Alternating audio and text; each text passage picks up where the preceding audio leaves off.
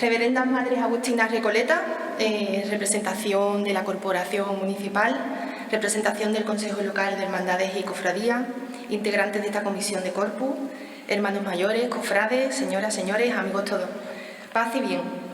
En nombre de la Comisión del Corpus Christi de Chiclana, integrada por el Arciprestazgo, el Consejo Local de Hermandades y con la colaboración del Ayuntamiento de Chiclana, queremos agradecerles su presencia en esta conferencia, que se enmarca en los actos preparatorios de la solemnidad del Corpus Christi. Haciendo un especial agradecimiento a las Madres Agustinas por abrirnos las puertas de esta, su casa, en esta ya tradicional conferencia que inaugura la agenda eucarística. Es para nosotros una satisfacción dar la bienvenida a don Jesús Romero Aragón, director del Museo de Chiclana y académico de la Real Academia de San Romualdo de Ciencias, Letras y Arte. Licenciado en Filosofía, con estudios de Teología y Retórica, Jesús Romero desarrolla desde hace más de 2 décadas una intensa labor en el ámbito de la gestión y la difusión cultural. A lo largo de su trayectoria ha desempeñado responsabilidades en instituciones como el Teatro Moderno y la Casa de la Cultura de Chiclana, además de ejercer como asesor cultural y colaborar con la Fundación Fernando Quiñones. Es asimismo autor de numerosos artículos y ensayos, así como de diversas publicaciones vinculadas al pensamiento, el arte y la cultura. Desde la dirección del Museo de Chiclana ha impulsado una concepción del museo entendida no solo como espacio de conservación patrimonial, sino también como lugar de reflexión, diálogo y transmisión cultural. Su capacidad para entrelazar filosofía, arte, historia y espiritualidad convierte en cada una de sus intervenciones en una experiencia intelectual de gran profundidad y sensibilidad. La Real Academia de San Romualdo reconoció recientemente esa trayectoria, incorporándolo como académico correspondiente, distinción que subraya su aportación al pensamiento y a la vida cultural. Esta tarde nos ofrece la conferencia titulada Anunciamos y proclamamos, algunas observaciones sobre la Eucaristía, una propuesta que, sin duda, nos invitará a reflexionar sobre el sentido profundo de uno de los grandes misterios y núcleos de nuestra fe. Les ruego que me acompañen con un aplauso para recibir a don Jesús Romero Aragón.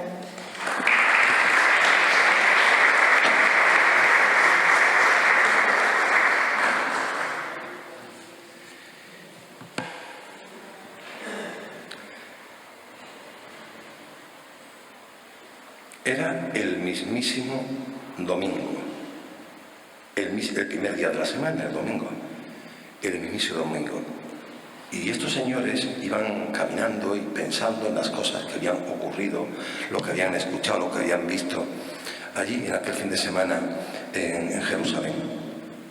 Iban camino de Emaús, iban hablando de cosas que igual que María no entendían, pero guardaban en su corazón, porque todavía faltaba arrojar luz sobre los acontecimientos. Pues no basta ver para creer, ni mucho menos para creer correctamente. En esas que iban hablando y conversando se les acerca Jesús, el mismo Jesús, dice el Evangelio, el mismísimo. Y ellos no lo reconocieron porque tuviesen unas heridas en las manos o en las muñecas. Lo conocieron en otro momento. Y Él les habla. ¿De qué venís hablando? ¿Serás tú el único que no te has enterado de las cosas que han pasado en Jerusalén este fin de semana? Serás el único. Y empieza a hablar con ellos. Y bueno, como no sé exactamente cuándo era, pues al caer la tarde, cuando la tarde iba ya de vencida y empieza a anochecer, le dice: quédate, Señor, con nosotros, que anochece. Qué bonito. Quédate, Señor, con nosotros, que anochece. Bueno, muy buenas tardes. Muchísimas gracias al Consejo Local de Cofradías y Hermandades, porque sé que sin vosotros yo tomaría muy pocas veces la palabra en aquello que más me importa, en aquellas cosas que más me importan. Y gracias a las Madres Agustinas Recoletas también. Muchísimas gracias a ellas, porque esto curiosamente es un convento de clausura, pero estamos aquí, con ellas hay a dos pasos. Es un convento de clausura y yo pocas veces he visto un lugar más abierto que este rincón de Chiclana. Yo llevo aquí sintiéndome como en mi casa años, y nunca me he sentido un invitado incómodo, aunque a veces sé que mis palabras están ahí donde tienen que estar generalmente las palabras del pensador también del pensador en tanto que teólogo, que es en esa frontera, en ese límite, somos de Chiclana de la Frontera, somos gente fronteriza, en esos límites entre la ortodoxia más rancia y la herejía, mirándonos desde el balcón de enfrente. Ese es mi lugar, porque es el lugar de los poetas. Entréme donde no supe y salíme no sabiendo, toda ciencia trascendiendo. ¿Y qué es lo que cuenta un poeta? Lo que un poeta cuenta es un balbuceo, porque va a las fronteras del lenguaje, se asoma al precipicio del silencio y lanzando palabras de vez en cuando, alguna da en el blanco y lanza a la oscuridad algún destello, el silencio alguna palabra que no alcanzamos a atrapar. Pero San Juan de la Cruz lo atrapó del modo más bello, en el verso más perfecto que hay en tanto que aliteración, que es la repetición con una función de una palabra, un no sé qué que queda balbuciendo. Y ese verso parece un balbuceo. Eso es lo que San Juan de la Cruz nos trajo cuando bajó al pozo del silencio y la oscuridad y sacó en el cubo este verso maravilloso, un balbuceo. De ese balbuceo voy a intentar hablar yo. Y gracias por no hablar cuando me has presentado de teología, sino de espiritualidad, porque de eso va la cosa. Porque de eso va la cosa. Bien. Dicho eso, digo que el marco que tenemos detrás es adecuadísimo. ¿Por qué es adecuadísimo el marco que tenemos detrás? Bueno, pues es adecuadísimo porque es un retablo eucarístico. ¿Qué mejor que un retablo eucarístico para acercarnos a la festividad del Corpus? Esto es muy propio desde Trento para acá. Antes de Trento, los retablos tenían otra función. Aunque la Eucaristía estaba en el centro de la vida cristiana, no necesariamente estaba en el centro del altar mayor de los templos. Pero Trento quiso dejar muchas cosas claras. Tardaron 18 años en aclararse. 18 años tardó el Concilio de Trento, tan querido por la gente, por alguna gente, no necesariamente con la que más me identifico. Recordad que antes de Trento hubo muchos concilios y después de Trento también. Y la Iglesia es una Iglesia en marcha. Cada vez que alguien se quiere detener en un momento de la historia de la Iglesia, a mí me hace despertar dudas. Trento fue un concilio muy importante en la historia de la Iglesia. Ha habido más. Y lo sabrá. Porque la Iglesia está en marcha. Porque la realidad, toda la realidad es dinámica. Y quien se detiene a descansar no es que pierda la ola en el suelo. Es que se le ha ido el norte de qué es la Iglesia. Este retablo es un retablo eucarístico porque ha puesto a Cristo en el centro.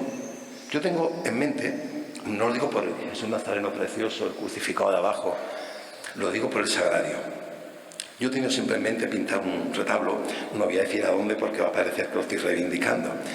Y lo único que sé que no iba a pintar en el retablo era Cristo. Porque en el centro está el sagrario, ya tienen un sagrario, ¿para qué vamos a duplicarlo?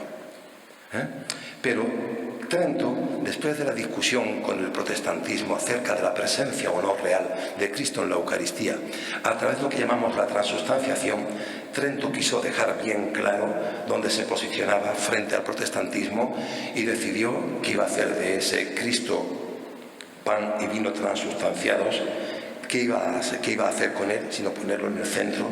También visible, Trento es muy visible, apuesta mucho por la visibilidad, por los sentidos, por lo sensorial, ponerlo en el centro del altar. Bueno, este retablo es eucarístico porque no solamente Cristo está ahí, en el pan y en el vino, en el centro del altar, sino, diréis, ¿dónde está el vino? Ahí están las uvas que decoran las columnas salomónicas del retablo. Eso no es mera decoración. Trento no se permite que el arte religioso sea puramente decoración. Todo tiene una función. Es verdad que cuando vamos dejando de saber, vamos dejando de comprender y nos parece decoración. Pero esos son racimos de uva. Por eso también es un retablo eucarístico. No solo porque está ahí en medio el sagrario. Bueno, muchas razones. El retablo barroco por excelencia que se come todo el retablo entero y se convierte en retablo eucarístico es el de San Esteban de Salamanca, donde va creciendo, creciendo, creciendo y quedan 2 columnas salomónicas o churriguerescas en este caso, 2 columnas allí, y el sagrario es tan grandísimo, pero no se os olvide que lo grande, grande, grande es un trozo de pan. Todo lo demás es el estuche. Lo importante es un humilde trozo de pan. Sé que hay gente que esto le parece poquísima cosa, el pan, qué poca cosa, el pan con qué, decimos siempre, pero no, cuando queremos decir que alguien pasa hambre es que está pan y agua. El pan nuestro es otro pan, y quien come de él no tendrá hambre, no tendrá hambre. Bueno, pues de estas cosas son de las que yo voy a hablar hoy, y empiezo ya. Hay una oración que se conoce como la oración de San Francisco. Y, por cierto, he puesto la alarma, pero la he puesto 12 minutos antes de cuando vaya a acabar. Cuando la escuchéis no digáis, terminó. Estaba yo comentando hace un momento que hay un lugar, una institución de Chiclana, en la que hace 8 años yo no doy una sola conferencia, porque 3 veces consecutivas se me dijo que me alargaba mucho. Digo, pues ya no os preocupéis que no voy a alargarme nunca más. Y ustedes me preguntan, oye, ¿tú por qué no das una conferencia? Porque no me gusta alargarme. Bueno, yo no lo digo, yo guardo silencio.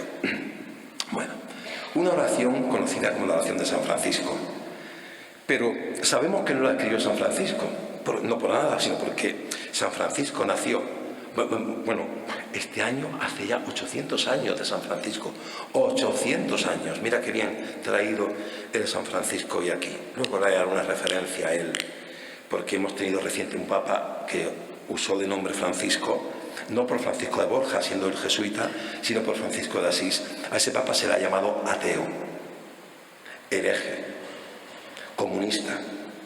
Mira, yo voy a dedicarle a él la conferencia de hombre, porque mirad una cosa que curioso. ¿Sabéis qué escribió Quevedo acerca de la pobreza?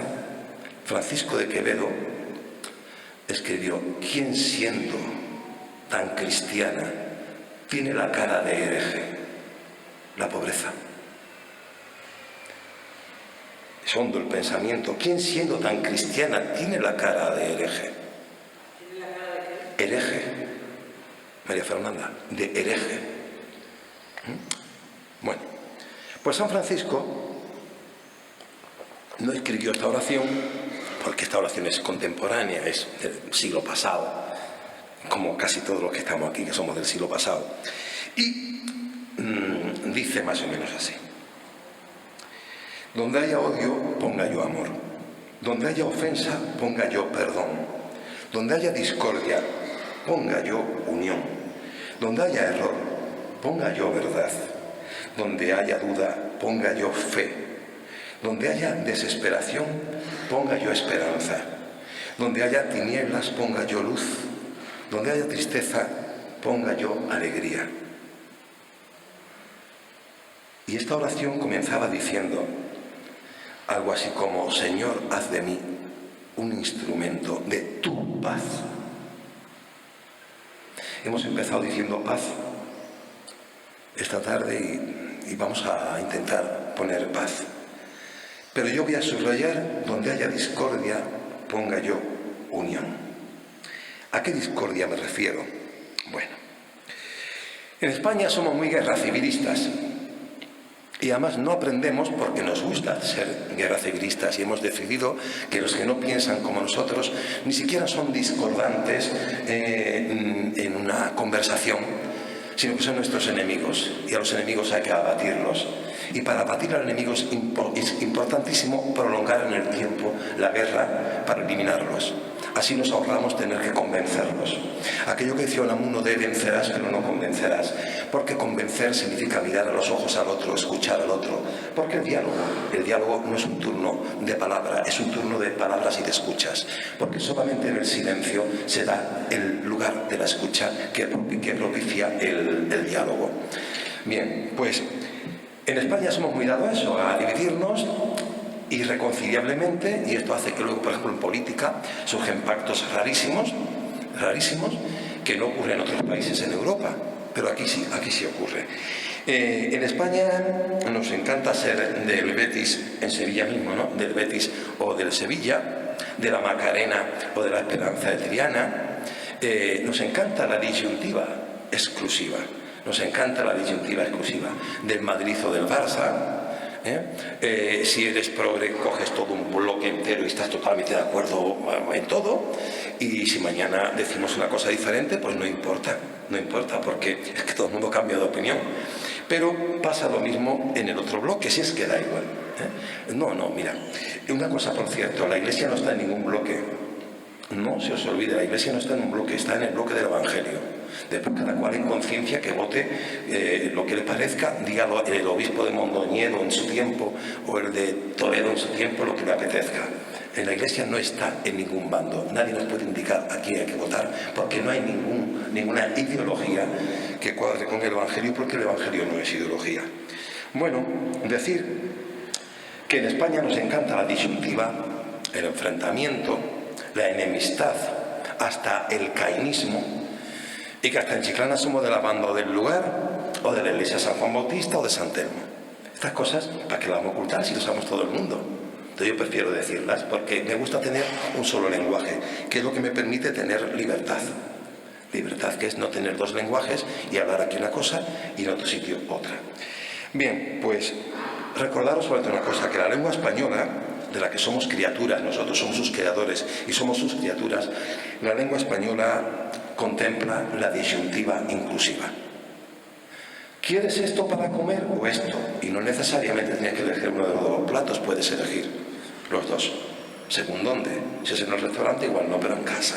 En casa, donde estamos los hermanos sentados comiendo, pues se pica un poco de uno y de otro. La disyuntiva inclusiva nos dice que o esto o lo otro no significa que solamente esto o solamente esto, con exclusión de. Y eso está contemplado en la lengua española, aunque se nos olvida. Pues bien, eso también está contemplado, ¿sabéis dónde? En la liturgia. En la liturgia. Porque una de las polémicas más constantes que agitan las redes sociales donde hablan minorías que hacen mucho ruido, que si no están contentos que se vayan. Yo no puedo ser más claro. Hay otras iglesias más pomposas si les gustan. Hay otros lugares en donde la ritualidad gusta del lujo, muy bien, pero ¿a dónde voy? La liturgia recoge muy claramente que esa polémica es una polémica que buscan, yo creo que se busca muy indecentemente. ¿El altar es el altar o es la mesa? Estamos en vísperas del Corpus y creo que quiero yo que sea mi mensaje. ¿Por qué el altar tiene que ser el ara de sacrificio, la piedra de sacrificio? Y la dimensión que inunde por completo la liturgia sea la dimensión sacrificial. ¿O por qué el altar tiene que ser la mesa y no puede ser el altar el ara de sacrificio? De modo que se minimiza y se arrincona el sacrificio. ¿Por qué tenemos que ser o de Apolo o de Pablo? ¿Por qué no podemos ser de Cristo? Y dejarnos de capellismos estériles. La liturgia lo contempla, y lo contempla de un modo muy, muy, muy sencillo. Cuando terminamos la consagración, el sacerdote dice: anunciamos tu muerte, proclamamos tu resurrección. Así de fácil. Es tan complicado comprender que no vivimos instalados en el Viernes Santo como a Nietzsche le hubiese gustado y como a muchos enemigos del cristianismo les gustaría, que estuviéramos siempre viviendo en un Viernes Santo. Bueno, a algunos cofrades también les gustaría quedarse en el Viernes Santo y empezar otra vez el lunes si hace falta, hasta el domingo. Se puede prescindir hasta del domingo. Bueno, la Iglesia contempla que no haya esa disyuntiva sino la inclusiva. Cabe el altar, piedra de sacrificio, y cabe la mesa donde nos reunimos a cenar. Anunciamos tu muerte, proclamamos tu resurrección. Este es el misterio de nuestra fe. Y el misterio de nuestra fe es la Pascua. Este es el anuncio de la Pascua. ¿A Jesús se le anuncia completo o no se le anuncia? Y para que no parezca lo que no es, voy a empezar reivindicando el altar. Porque mucha gente ha decidido que como yo no parezco de Trento, Es que no soy de Trento, lógicamente. Soy de la Iglesia, y la historia de la Iglesia es larga, y Trento está en la historia de la Iglesia. Voy a empezar reivindicando el altar. Mira por dónde. Anunciamos tu muerte. El mismo Pablo lo decía, nosotros anunciamos a un Dios crucificado. Escándalo para los judíos, que les encantaba escandalizarse. Les encantaba escandalizarse. Tanto que no se veían muchas veces a sí mismos como motivo de escándalo, como ocasión de escándalo para los demás. Hay de quien escandalizar es a estos los pequeños.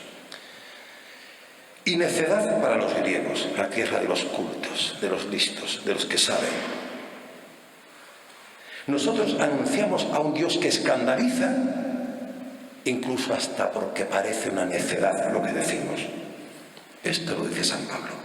Luego no vamos a evitar adentrarnos en el Viernes Santo. Vamos a ir al Viernes Santo.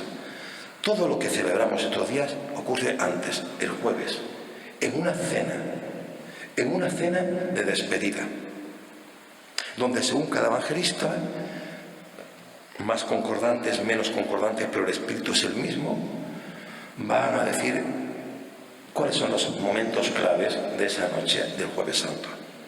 Pero yo voy a adentrarme en el viernes que ya se anuncia y se prevé allí, se prevé, digo, delante de los ojos, allí delante de los discípulos.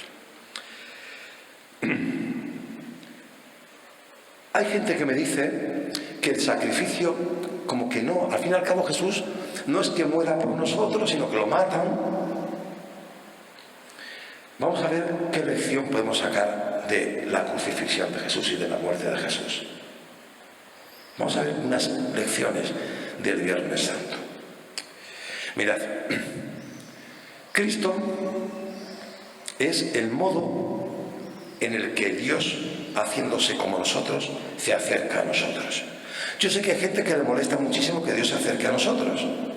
Por eso no solamente los suyos no le conocieron, que los que nos decimos suyos, sino que los que nos decimos suyos seguimos sin conocerlo todavía. Y no será porque ya no lo sabemos. Entonces hay gente que eso de un Dios tan humano, como que le fastidia. Demasiado humano. Y a la gente le encanta endiosar a Dios. Hasta a veces le chirría que Cristo sea tan humano y les encanta endiosarlo. No, si de lo que se trata es de divinizarnos a nosotros, de darnos a nosotros la dignidad de hijos de Dios. Que recuperemos en Jesús el rostro definitivo del Padre, la palabra definitiva del Padre, reconozcamos nuestro rostro, primero, cuando fuimos imagen y semejanza de Dios, imagen y semejanza distorsionada de Dios, deformada de Dios, luego por el pecado y reformada en Cristo. Cristo ha venido a devolvernos a nosotros la dignidad de ser la imagen de Dios sobre la tierra. Pero hay gente que le gusta que Dios sea Dios y lo aleja de muchas maneras. Luego vamos a ver cosas muy gráficas, incluso aquí mismo vamos a ver imágenes muy gráficas a esto. Para ello se da el misterio de la encarnación. El misterio de la encarnación no es el momento en el que el ángel anuncia a María, no es el momento de la concepción, no es el momento del nacimiento de Jesús. La encarnación es todo. El Dios que se hace hombre, que habita entre nosotros y asume hasta el límite la consecuencia de ser humano, hasta el límite de la muerte, del pecado no, la tentación sí. Recordarlo en la cruz, Dios mío, ¿por qué me has abandonado? Si eso no es tentación, Dios mío, ¿por qué me has abandonado? No del pecado, pero sí de la muerte, hasta el límite de la muerte, y subraya el Evangelio, y una muerte de cruz, y subraya el apóstol, y una muerte de cruz, ignominiosa, calumniosa, un Dios crucificado. Nosotros anunciamos a un Dios crucificado. Escándalo para los judíos, necedad para los griegos. ¿Y qué se puede aprender si nos quedáramos en el Viernes Santo, como a tanta gente parece que le gusta?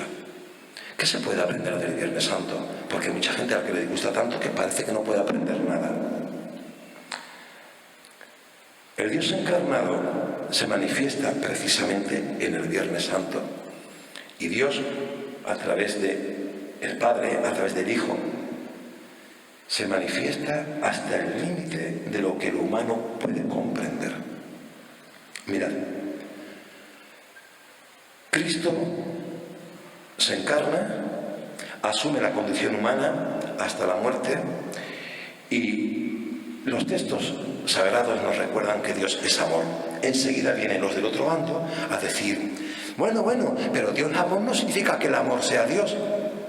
No lo estamos diciendo, pero el amor no es un atributo de Dios, sin más. El amor define a Dios. El amor define a Dios. Tanto que de Dios decimos que es justo, pero decimos que es bueno. ¿Y cómo se casa la justicia de Dios con el amor de Dios? ¿Cómo se puede ser infinitamente bueno y justo, como decían los catecismos de cuando yo era pequeño, a niños de 8 años? Dios, ya veis, un niño de 8 años, infinitamente bueno, infinitamente para un niño de 8 años, infinitamente justo para un niño de 8 años. Bueno, los catecismos eran así hablaban de esa manera. Solamente se puede ser infinitamente bueno y justo cuando el amor predomina y decide qué es lo justo. Y lo justo en Dios no es lo justo de los hombres. Por eso la justicia en Dios se llama justificación del prójimo y la justicia de los hombres se llama justiciamiento del prójimo. Pues a Jesús, la justicia de los hombres, conforme a ley, lo terminan clavando en un madero, en una cruz. Desde allí, en los últimos momentos, Jesús se dedica a dar la vida por nosotros y a perdonar a los que le matan y a los que le insultan, a los que se ríen de él. El perdón es la máxima expresión del amor. Pero dicen los textos sagrados que Dios es amor. Y en otros versículos nos recuerdan que no hay amor más grande que el de aquel que es capaz de dar la vida por aquellos a los que ama. Ojo, por aquellos a los que ama, lo que rezamos nosotros en misa. Paz en la tierra a los que Dios ama, no los que aman a Dios.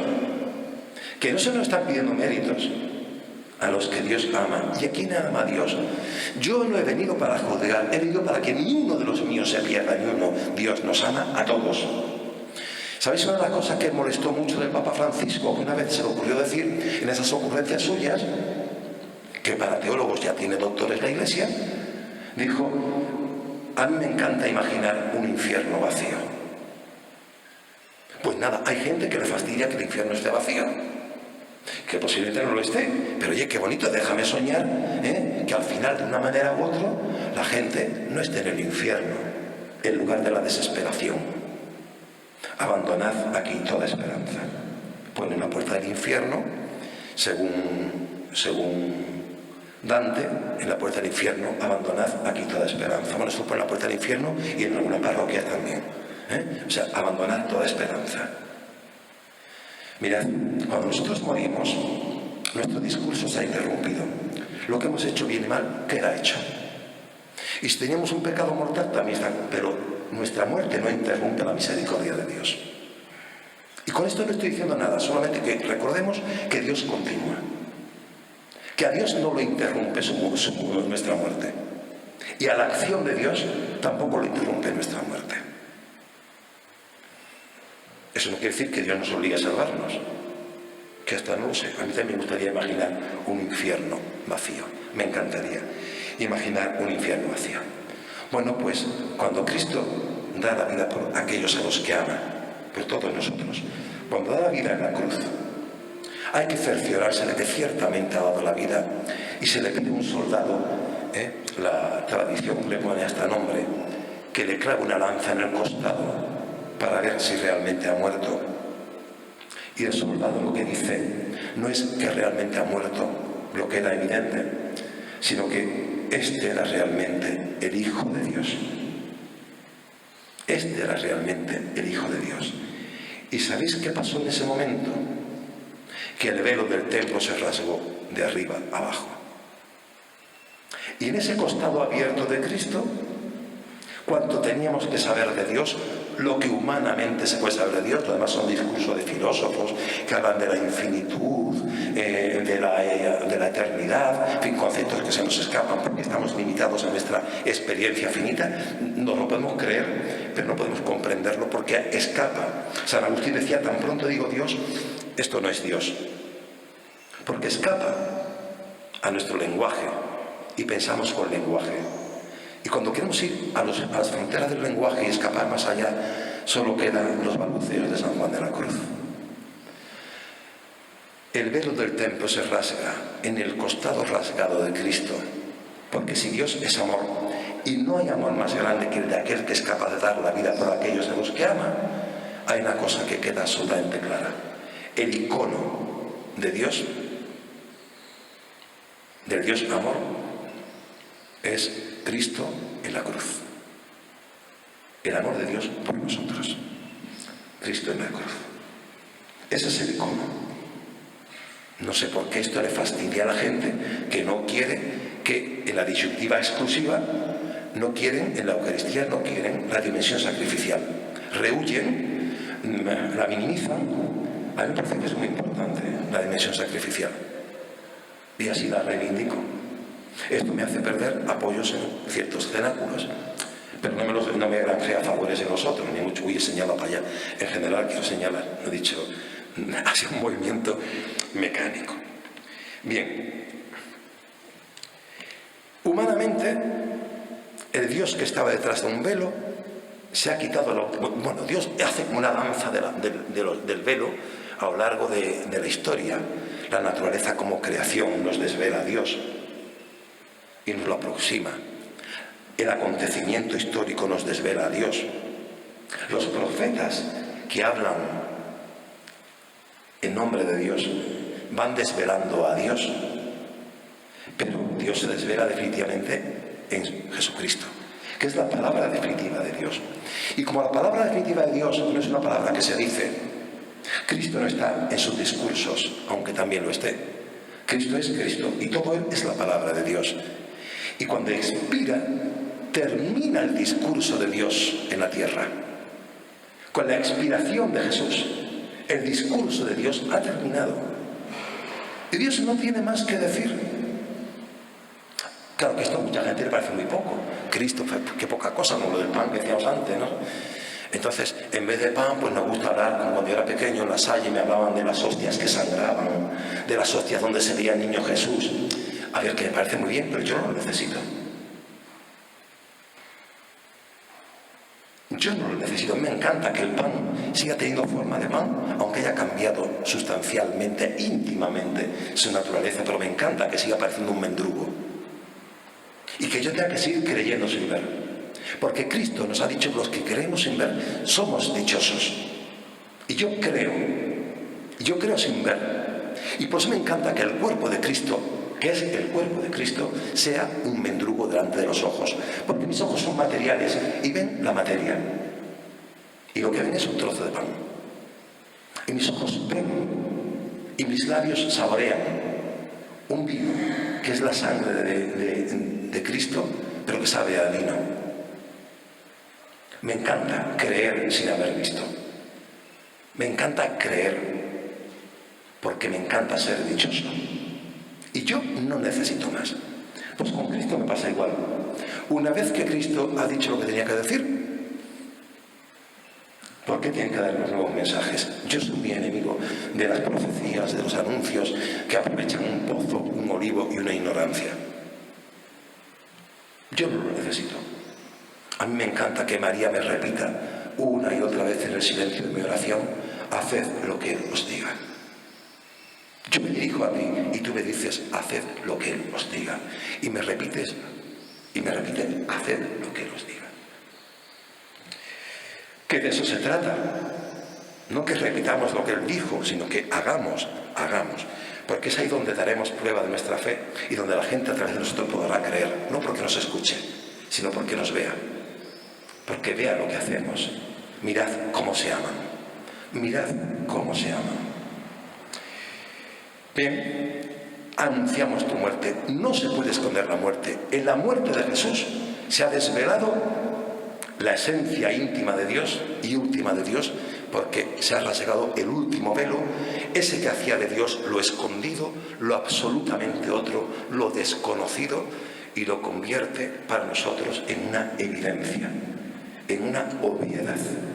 Esto es Dios. Esto es lo que los humanos podemos entender de Dios, que para eso Jesús se ha hecho humano, para que entendamos el amor de Dios, esencia de Dios, y para que amemos como Él nos ha amado.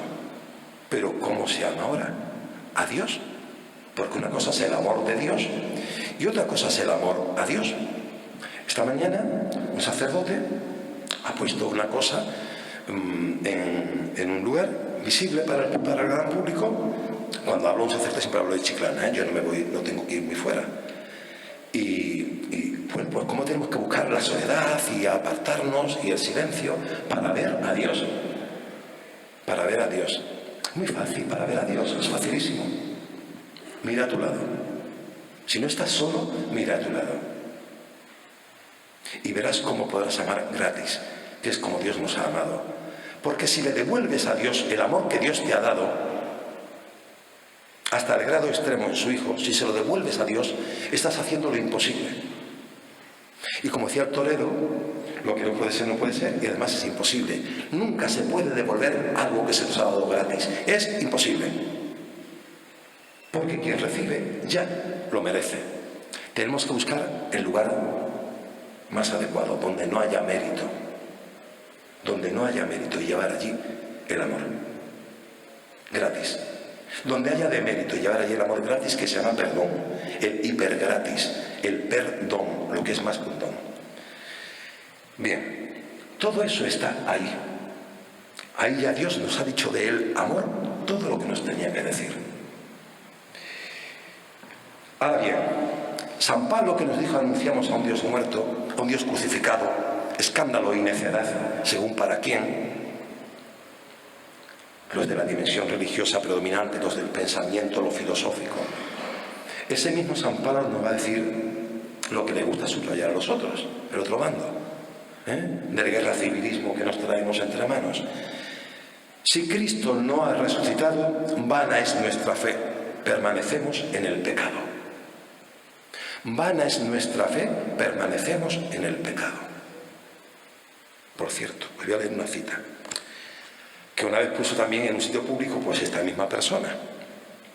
Mirad qué barbaridad, y a ver si ahora entendéis por qué el Papa Francisco alertaba una y otra vez contra la clericalización de la Iglesia. Sin el sacerdote, la muerte y la pasión de nuestro Señor no serviría para nada. Habéis escuchado la aberración, ¿no? Lo dice un santo. Pero los santos también son hijos de su tiempo y no son perfectos y dicen barbaridades. Pero este santo vivió mucho antes del Concilio Vaticano II. El problema es que esto, alguien hoy nos lo diga, sin el sacerdote, la muerte y la pasión de nuestro Señor no serviría para nada. Es el sacerdote el que continúa la obra de la redención sobre la tierra. ¡Hala! Y así se queda, tan fresco. Claro que el amor del sacerdote es fundamental, y más cuando hablamos de la Eucaristía. Pero decir que la muerte y la pasión que hemos anunciado, sin meternos aquí en la proclamación, no serviría de nada si no fuera por eso. Que no sirve la pasión y la muerte de Jesús, no sirve, ni la resurrección. Estas cosas se dicen. Pero bueno, luego el problema es que es la pobreza la que tiene la cara del hereje, claro. Por eso San Francisco de Asís fue un santo molesto, pero enormemente querido. Proclamamos tu resurrección. Cristo le dice a sus discípulos, al padre Alberto le encanta recordarlo: he deseado fervientemente, ardientemente, que significa fervir, de hervir, el fervor, cenar hoy con vosotros. ¿Quién son vosotros? Todos ellos, los que están ahí, sus discípulos. ¿Quién estaba allí? Pues todos. Juan, por supuesto, pero también estaba Pedro. Tú me vas a negar ese momento tan de Leonardo, tampoco extático, sino todo lo contrario, no estático, sino de X estático, que implica en la pintura un estático con S, y que es todo lo contrario, es el dinamismo del cuadro de Leonardo. ¿Pero quién, maestro? Yo, ¿pero quién te traiciona? ¿Quién te niega? y uno de vosotros me va a traicionar. ¿Quién? El que moja su pan en mi plato. ¡Hala! Un convidado al banquete. Y Cristo, sabiéndolo, dice: he deseado ardientemente cenar con vosotros, tomar esta comida con vosotros. Lo he deseado fervientemente. ¿Os lo imagináis así, en este tono, a Jesús, pasando lista de quién puede y quién no puede? ¿Os lo imagináis? ¿Por qué el Cristo después de Cristo, el Cristo que pervive, que está aquí con nosotros en la Eucaristía, por qué va a actuar de una manera distinta como actuó Cristo? A mí me han llegado a decir, lo tengo puesto hacia el final, pero lo pongo ahora porque voy a hablar de la paz y luego voy a hablar de la espada, claro. Pues si no hablo de la espada, entonces yo tampoco soy yo.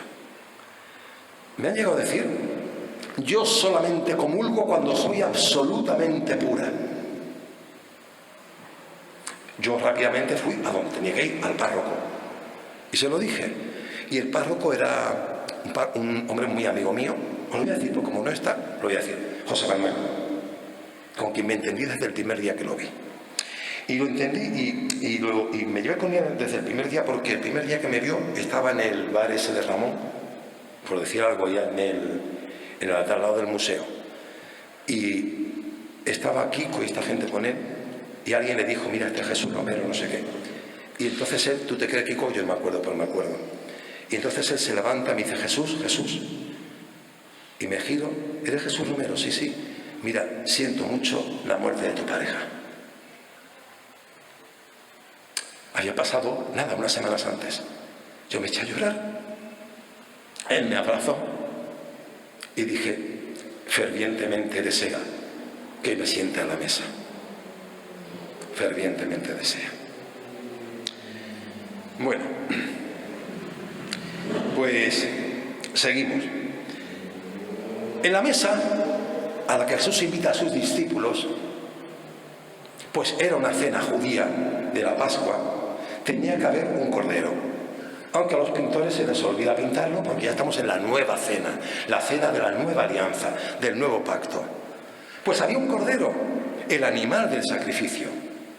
Cuando los israelitas salen de Egipto, porque el ángel exterminador va a acabar con los primogénitos, lo mismo del buey, del escarabajo pelotero, que del hijo del faraón.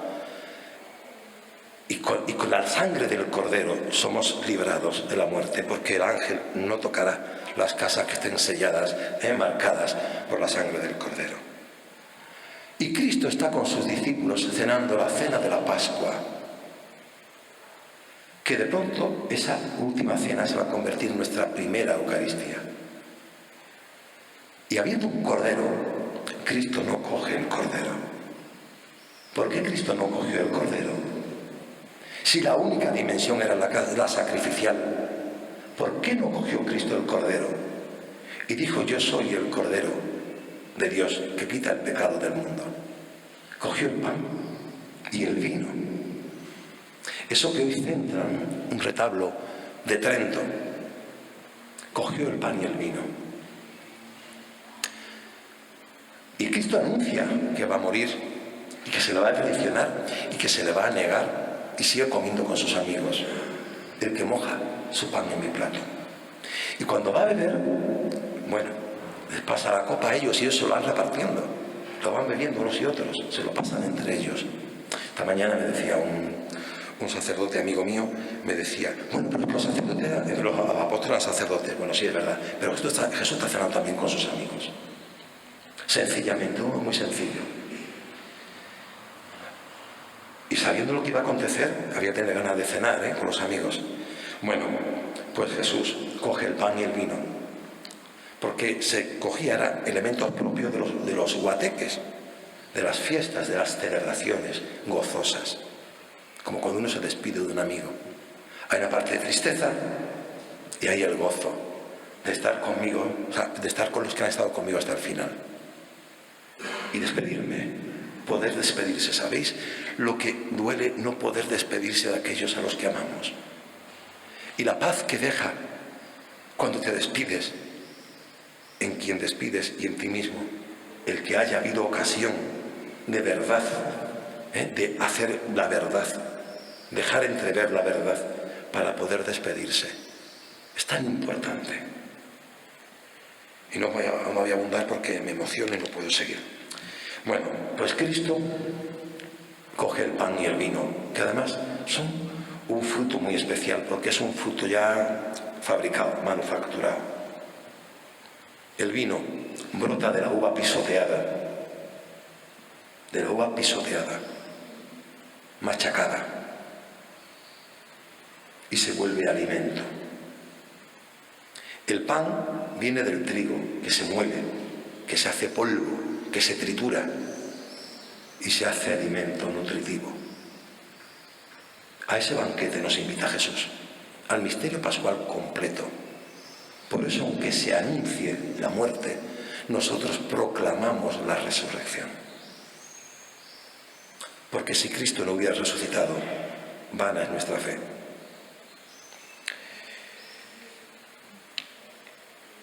Y desde entonces, este es mi cuerpo, esta es mi sangre, habita entre nosotros. El misterio de la encarnación, que ahora va más allá de la muerte y se prolonga en su permanencia entre nosotros hasta el día de hoy. Hasta el día de hoy, donde está el pan y el vino, allí está Jesús con nosotros, cumpliendo una promesa. Aparte del envío del Espíritu Santo que recordamos hace pocos domingos, no en Pentecostés, hace 2 domingos. Ayer era la Santísima Trinidad, antes de ayer la Santísima Trinidad. Cristo dijo: yo estaré con vosotros todos los días hasta el fin del mundo. Todos los días, ahora quedan 12 minutos. Todos los días hasta el fin del mundo. Ahora va a darme la laza cada 5 minutos porque no la he pagado como tenía que haberlo hecho. Bueno, perdona que voy a quitar la alarma para que ya no suene más, ¿vale? Fuera.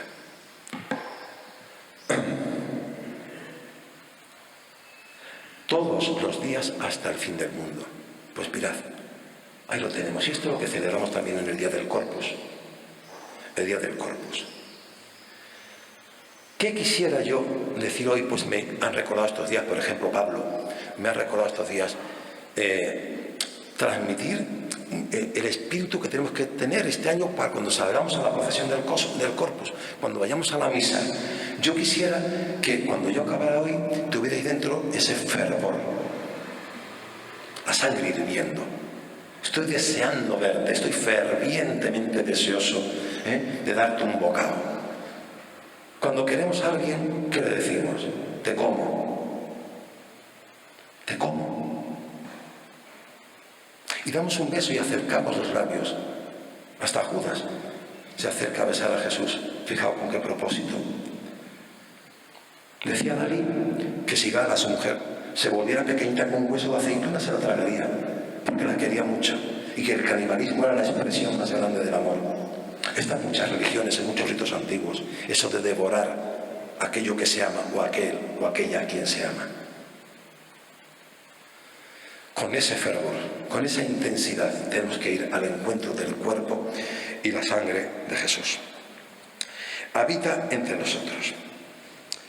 Pero yo creo que aparte de la Eucaristía hay un sacramento del que yo siempre hablo y me gusta mucho mencionarlo, el sacramento del prójimo. No voy a abundar mucho porque ya estoy al final de la charla y ha quedado claro que en la Eucaristía se encuentra presente Cristo, pero el Cristo que está presente no como reliquia de un mártir, sino como el Cristo resucitado, muerto y resucitado, el misterio pascual enterito. Y o compramos el pack completo o ese misterio no se ha entendido. Por cierto, un misterio no es una adivinanza, no es dónde está Wally. Un misterio para el cristiano es una luz que se nos viene dada. La Trinidad no es una adivinanza,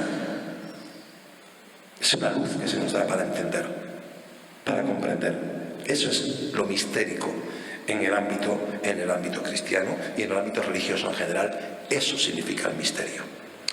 Bueno, pues yo voy a hablar del misterio del prójimo, porque también nos dijo Jesús que cuando hay 2 o más reunidos en su nombre, allí está Él y allí está Dios.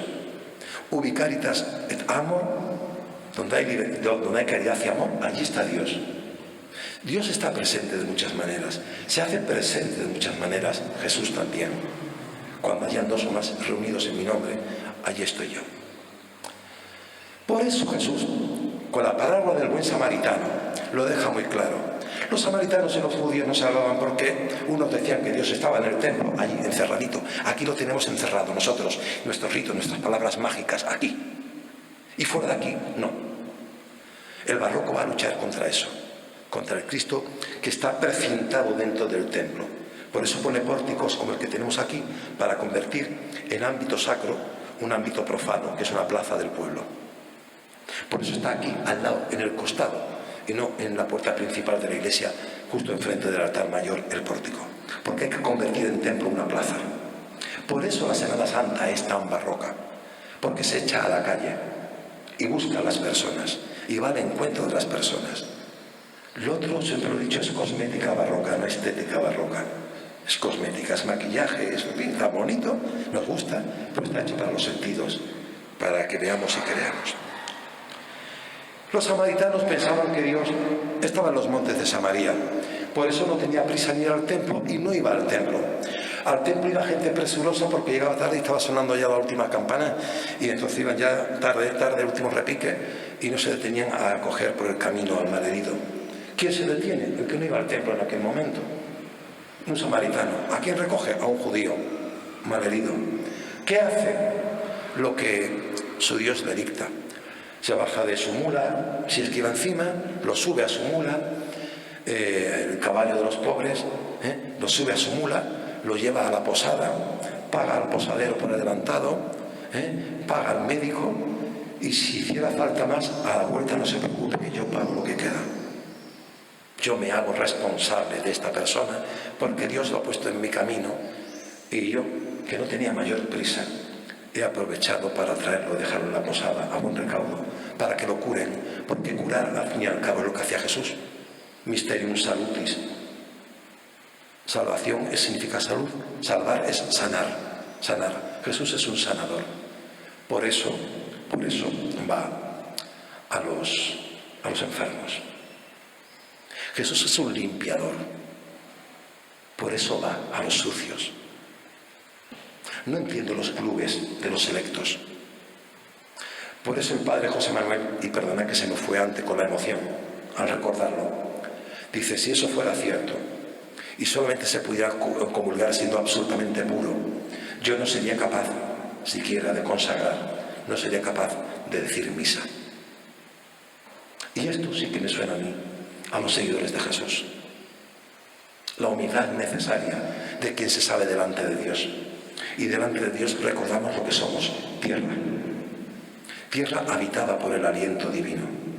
Somos tierra, intuición que está en el latín también, no solamente en el hebreo, donde Adán es el que procede del Adamá, sino donde el hombre es el homo, el que procede del humus.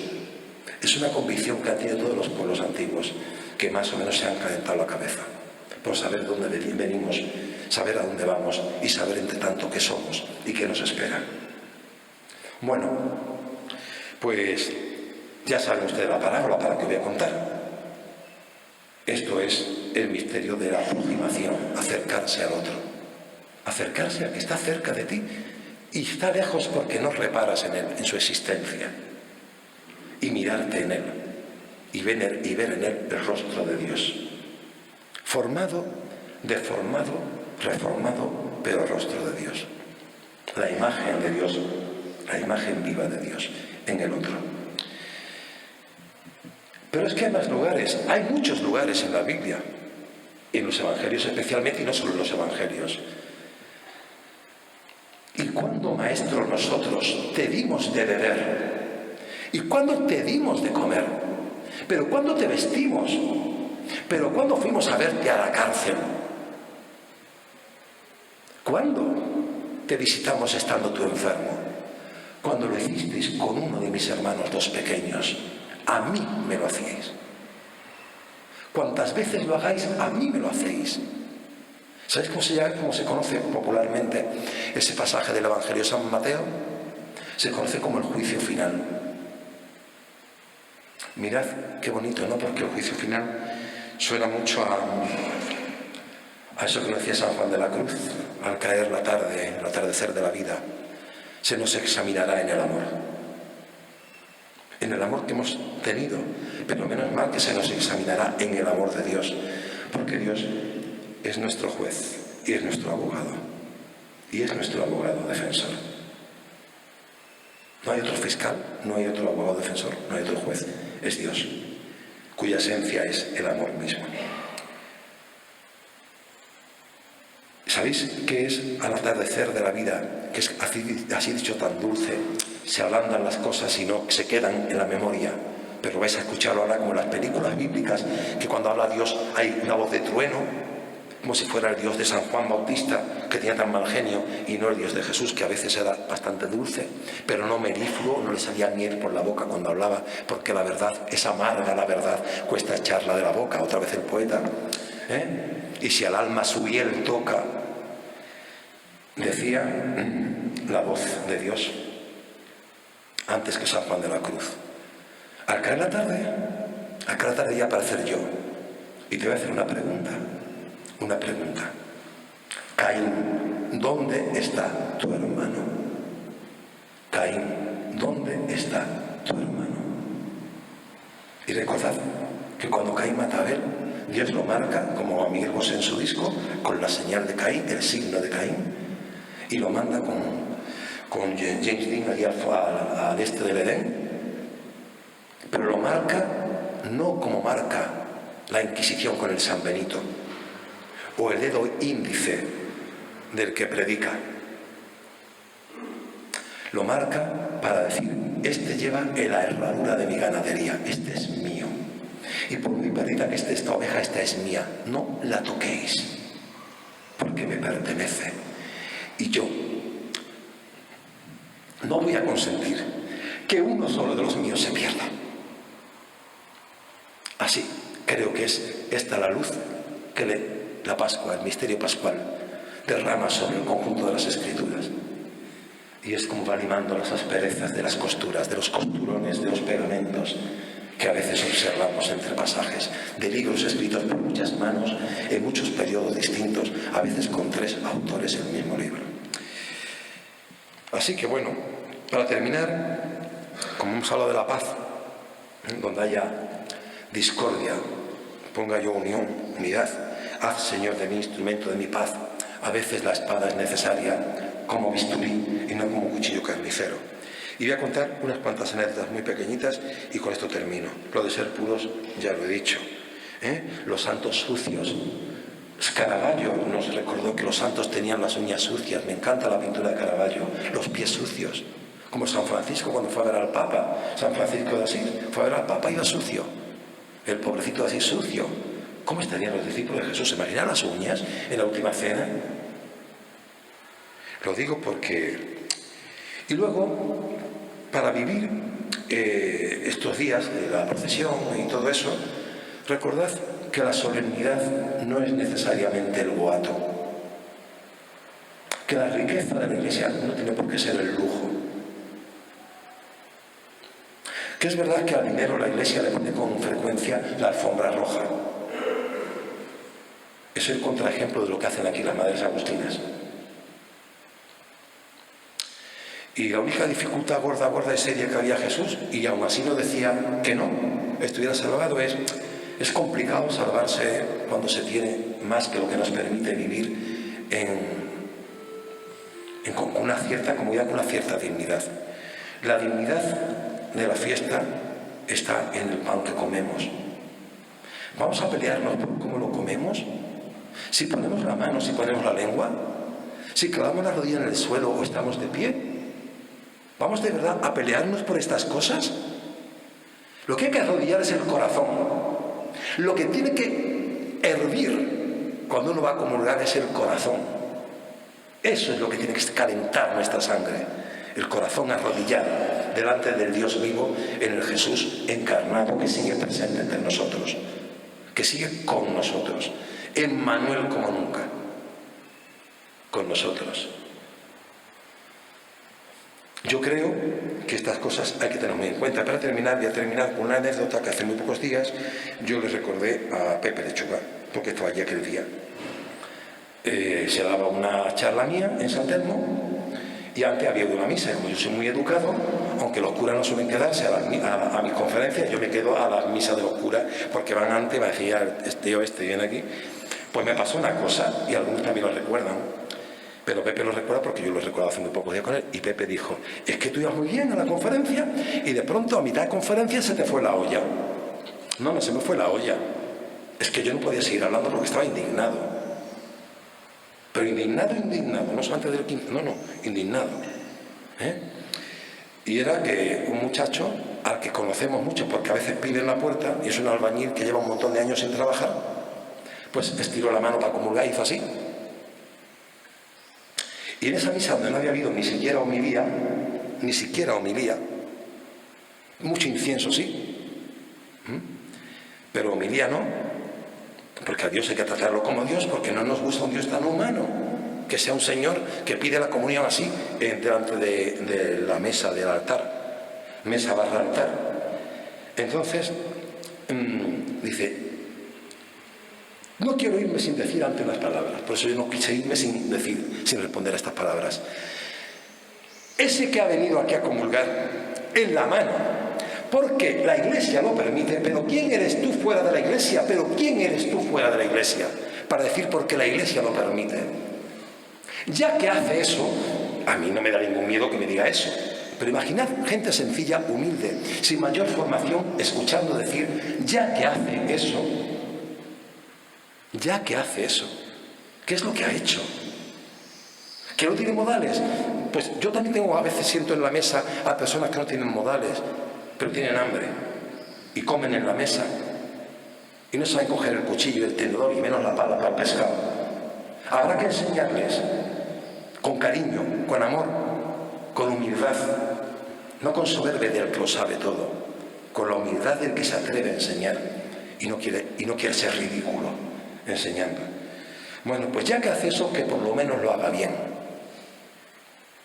Claro.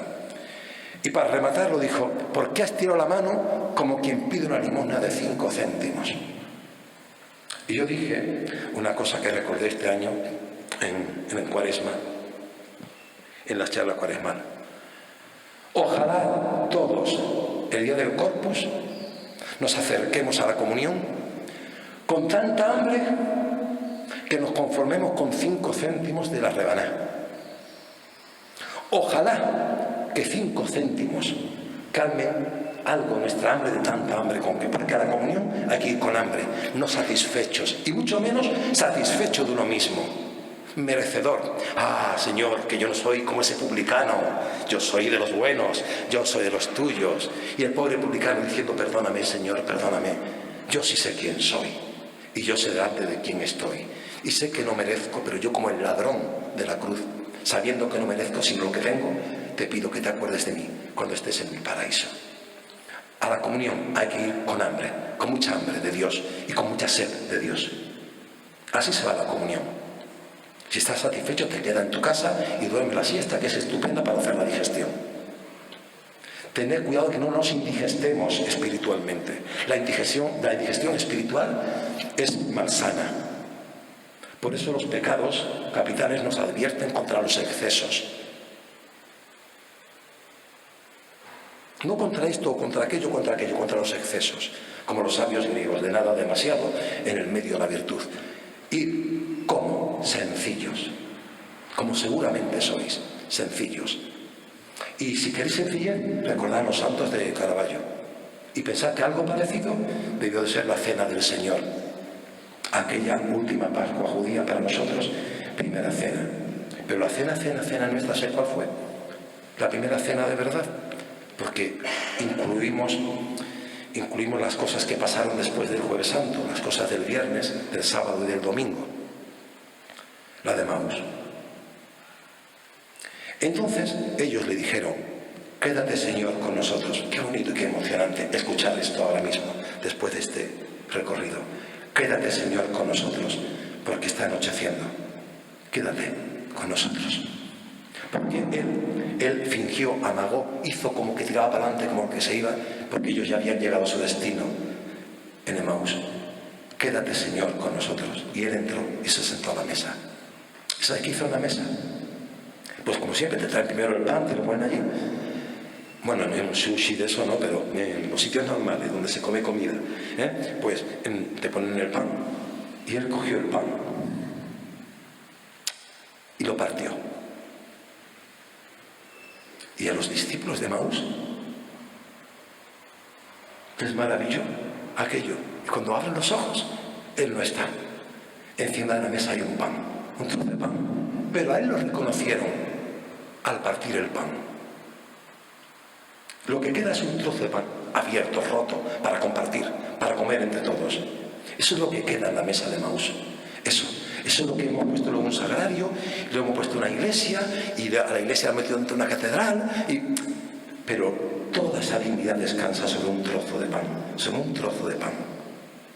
Y nosotros, que no nos hacen falta que sangren las sagradas formas, ni ver al niño Jesús dentro de una sagrada forma, nosotros somos dichosos porque seguimos creyendo, solamente creyendo, porque gracias a Dios, y lo digo literalmente, gracias a Dios, no somos de la generación que vio, sino de la generación que sabe porque cree, que lo tiene claro porque cree.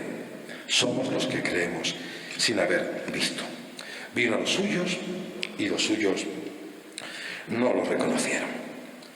En fin, quiero terminar recordando la oración. Donde haya discordia, ponga yo unión.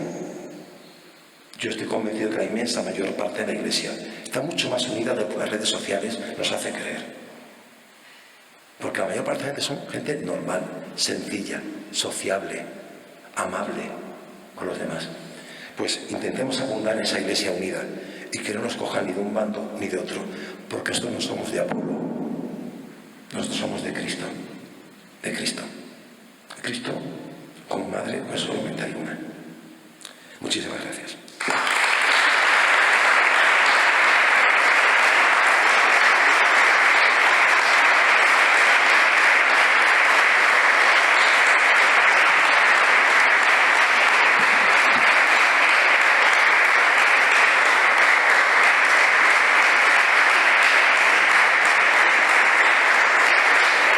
Muchas gracias, Me ha dado una hora, Exactamente una hora. Son y 40. Bueno, gracias Jesús, por siempre un placer escucharte y oírte. Gracias por eso balbuceo de tu saber. Pero quiero darte las gracias por tu persona, porque estás aquí, por tu sí, y porque, bueno, siempre que se te pide tu colaboración, siempre estás dispuesto. Muchísimas gracias. Mirad, lo he podido hacer mejor y a veces me he ido porque he dado esta charla muy emocionado. Todo el tiempo. Todo el tiempo. De hecho, yo hay pasajes, los que me conocéis de muchas veces, hay pasajes que yo nunca puedo leer en voz alta sin que se me salten las lágrimas o se me quiebre la voz. Eres persona y es normal que tenga emociones. Muchas gracias, Jesús. Como representante de la Comisión del Corpus, te queremos hacer un detallito y espero que te guste. Ahora lo puedo abrir, ¿no? Sí, claro. Digo ahora, que lo puedo abrir ahora. Si no, luego María de Reyes y ya tengo una cosa más. Para el sofá.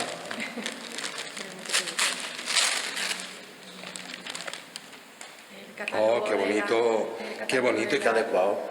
Qué bonito y qué adecuado. Muchísimas gracias.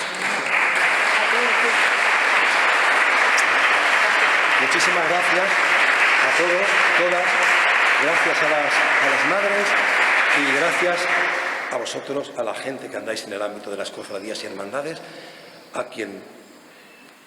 cuyo silencio tanto debo mi discurso. Muchas gracias por vuestro pertinaz silencio. Muchísimas gracias, es un regalo. Muchas gracias.